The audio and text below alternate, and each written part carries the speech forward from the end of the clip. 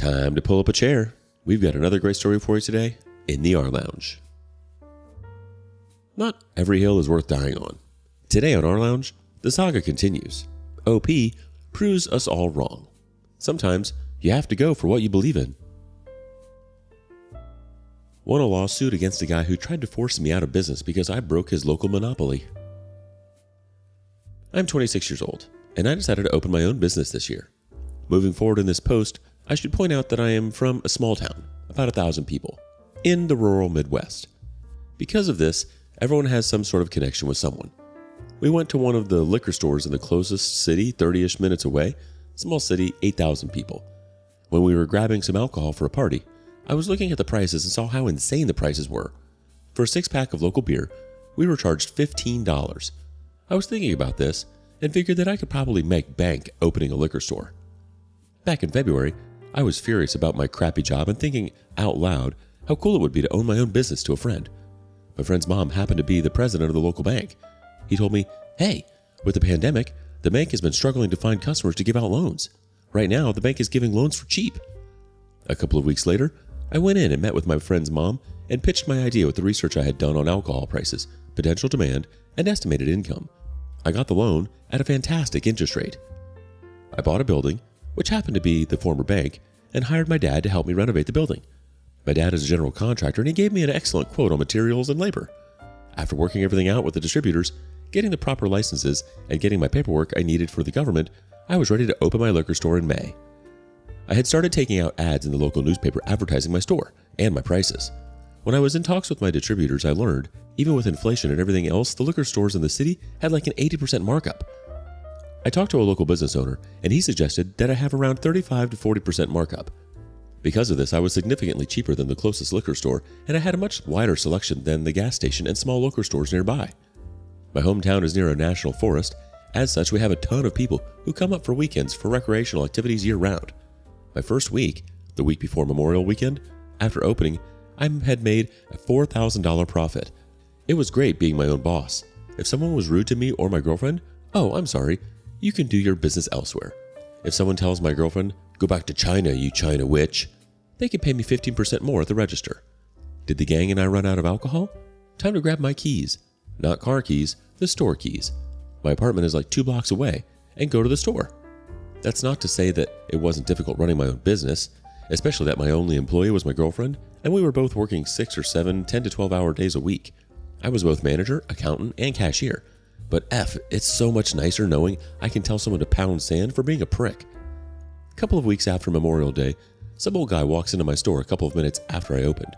He seemed friendly enough, but eventually he offered to buy my store. I'm not going to say the amount, but it wouldn't have even covered my principal on the loan. I rejected the proposal outright and refused to negotiate the sum higher.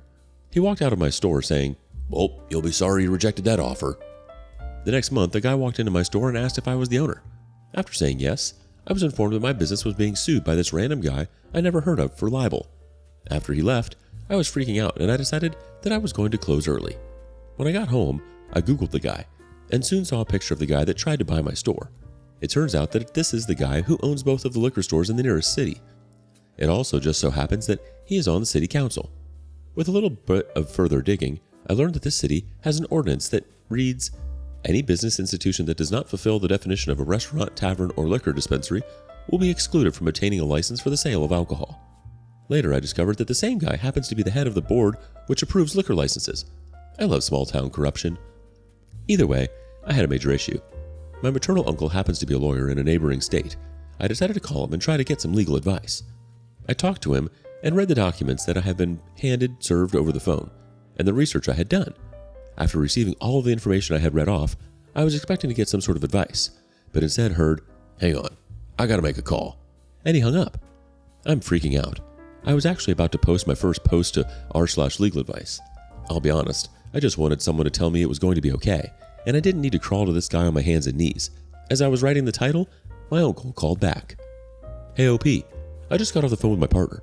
He agreed that we can take your case, pro bono. If you would like to accept, we can discuss at my office tomorrow at 1 o'clock. This is how I learned that my uncle is on the bar in 3 states. So we meet, and we discuss the case.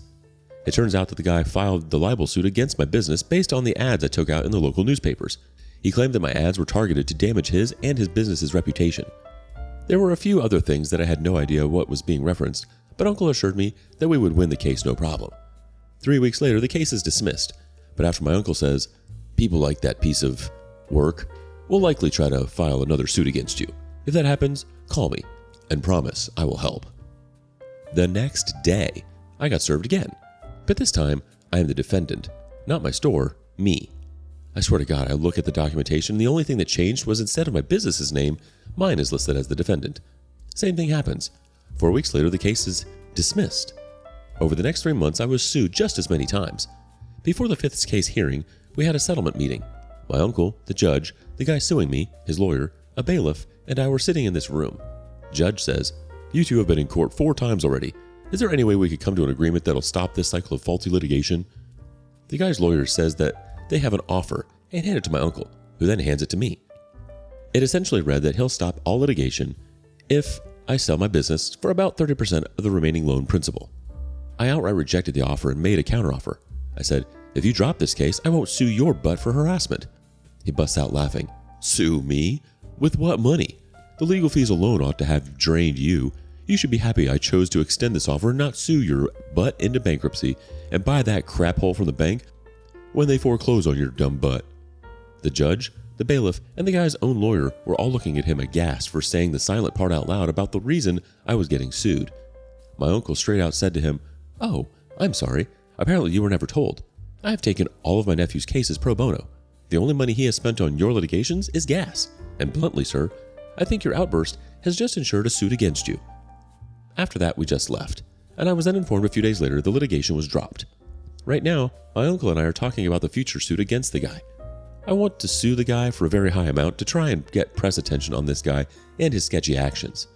Although my uncle warned me that we'll need to be careful because if we set the damages too high, it'll look like we're just being vindictive.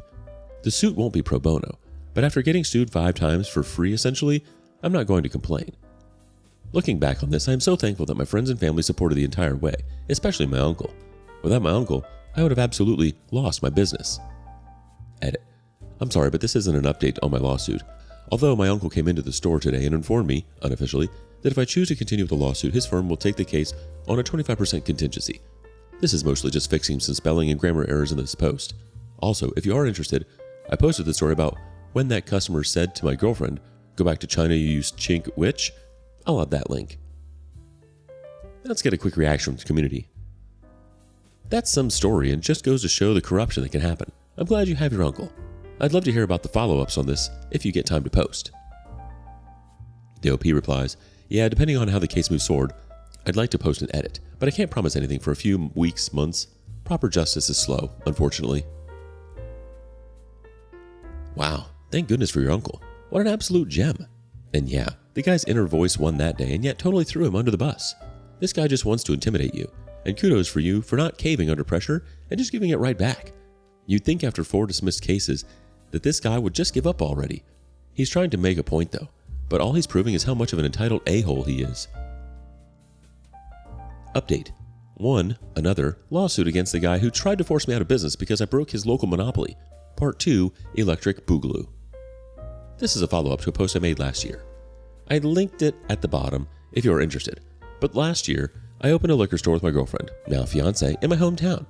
The nearby city had a few liquor stores run by a city councilman who sets up liquor licenses in said city. With me being 40 minutes away, he was losing business and offered to buy my store. I refused and instead he tried to sue me for libel. He attempted for around half a year, continued to sue me, my business, or anything else he could until it was thrown out with contempt. Fortunately, I was able to get my lawyer to take the case, pro bono, so I didn't get buried in legal fees as the guy intended. My lawyer and I then began to file suit against the guy. So that's where we left off a while ago. As of now, the case is over, and I can talk about it. So to first explain why I didn't post any updates previously. When I filed the lawsuit, my lawyer was not to post anything about it online. I don't think this had anything to do with the original post, but what he told me was that if the opposing counsel found a post and was able to link it back to me, they could argue that I was only filing a suit to gain online clout. But now the court case is over, so I can now talk to you guys. We filed the complaint about a month after the last case against me was dismissed. What we filed for was multiple accounts of malicious misuse of due process. After filing the complaint, we needed to serve the papers to the guy. Someone, I don't know who, must have told him, because he dodged getting served for multiple weeks. The only reason the process server was able to serve him was because there was a meeting to approve the transfer of a liquor license between two businesses in the city. Ironic.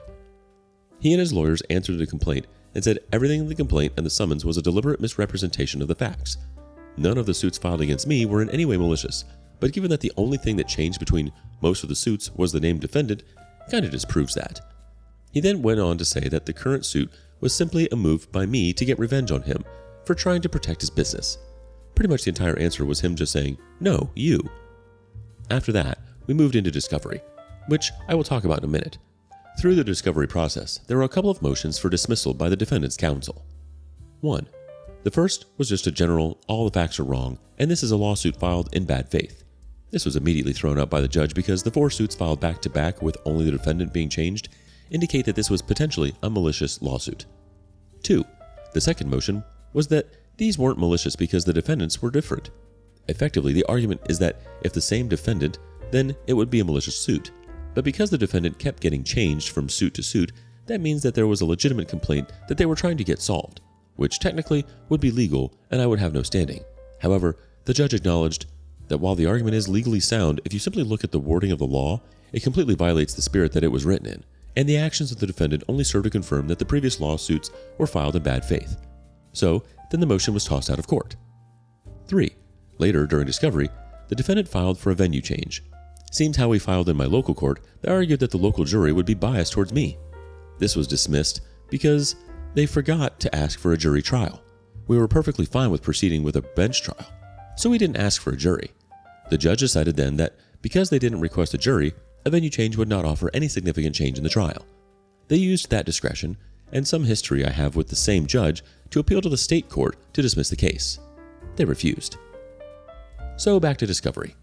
The whole process was extremely slow, and we were still in the middle of discovery when we decided to settle. We had received multiple settlement offers up to that point and rejected all of them, but at the end of November, the defendant decided to fire the manager of one of his businesses. The former manager then decided to turn over some text messages to the court. You see, we requested all communication about the malicious filings from last year that the defendant had made. That included text messages. That showed neither counsel nor the defendant did the proper diligence to comply with discovery. The defense was able to get that text removed from the evidence. While the text might not have been able to be used as evidence, if we had proceeded to trial, you can't erase that you hid evidence from the judge's memory. They don't tend to take that well. With this coming to light, and the chicanery that the defendant had been pulling, the judge was just over it at this point. Our lawyers had to meet with the judge at the very beginning of this month, December, where the defense's counsel was reprimanded. After this, the defendant offered a really big settlement. After my fiancé and I discussed it, we decided to accept the offer. Our wedding is getting close, and frankly, we don't want to deal with the court stuff anymore. The whole trial process was still months away, and there wasn't any guarantee that we would have gotten any more money. Unfortunately, it's not the nuclear revenge I and my fiancé, and possibly you, were hoping for. Although the settlement, after I settled the contingency pay for my lawyer, did repay the remainder of my loan, we will have a nice chunk of money left over. The community has one quick comment. Make sure you take steps to enforce and collect that settlement immediately. My spidey sense tells me he'll likely try to be a dick about it too. The fact that you are who you are is revenge enough. Not only that, but this guy literally put the nail in his own coffin when he fired his manager. I mean, if you're trying to win a lawsuit and you fire someone who holds some serious ammo, you're just asking for it. You want people to like you. But apparently this guy didn't care what bridge he burns. Wishing you and your fiancé all the best, OP. Hopefully it's smooth sailing here on out. What would you have done? Do you think all of this was worth it? Thank you for following along today in the rLounge. Before you go, be sure to like and subscribe and hit that notification bell. If you have something you want to share regarding today's content, we want to hear it. See you soon.